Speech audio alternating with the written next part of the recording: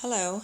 I felt compelled to make this video after the shootings in Parkland, Florida. I don't know why I was compelled now. I guess just started thinking about what it is that I can do as a nurse to make a change, because nothing is changing with these mass shootings. So I started thinking about, as a registered nurse, one of the most important jobs as a nurse is patient safety. And really, I guess I consider everyone a patient of mine, even if you're not in my ER being cared by me. I mean, when I'm in the grocery store and someone trips and falls, I help them.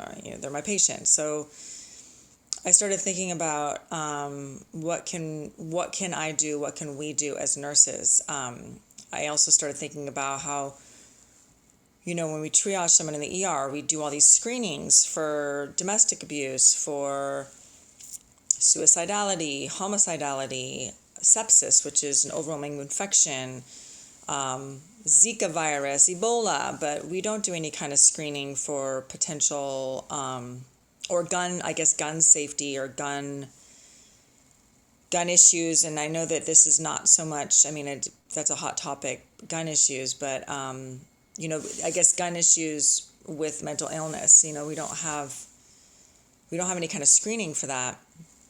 And I think that this should be something that's really looked at. And I just found out, I guess I should have known this, that Congress will not allow any research from the CDC on mass casualty that involves guns, which I find absurd.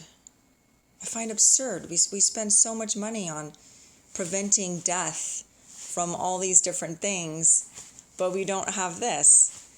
And so I started thinking about patient safety, back to patient safety, and it's like, well, what can I do as a nurse? And then I started thinking about how, well, actually, I'm a public health nurse, too. Most nurses, I don't know if associate degree nurses, but I know bachelor's of science nurses usually have a public health nurse license as well, which I've never really used. But I looked at the Sonoma County health department, public health department, and I saw a category for safety, and then I clicked on that, and there's all these different topics, but there's not gun safety. There's not school shooting safety. There's nothing like that. I haven't checked other counties, but I would venture to guess that they don't have that either. Why do we not have this? So that made me start thinking about how, as a nurse, we're mandated by law to report abuse, suspected abuse and abuse. So why can't we report suspected, I don't want to say suspected shooter, but if I'm talking to someone and someone I don't know, and I maybe question and I say, hey, you feel safe at home? No, my son is shooting animals in the backyard. Should I be mandated to have that investigated? I don't know. These are the questions that are coming up for me. What can we do as nurses to maybe make a change or make some kind of impact that can prevent this from happening? We need to prevent these shootings from happening. We need to prevent these people who have mental illness from taking these steps. I just have a lot of questions. I don't know. I just wrote 2 letters. I wrote one to Kamala Harris and Dianne Feinstein, saying all these things. What can I do as a nurse? What can we all do? There's 4 million nurses in the United States. That's including LVNs and RNs. We're all over the place. What can we be doing to keep our place safe? I know we're not police. Is it our job? I don't know.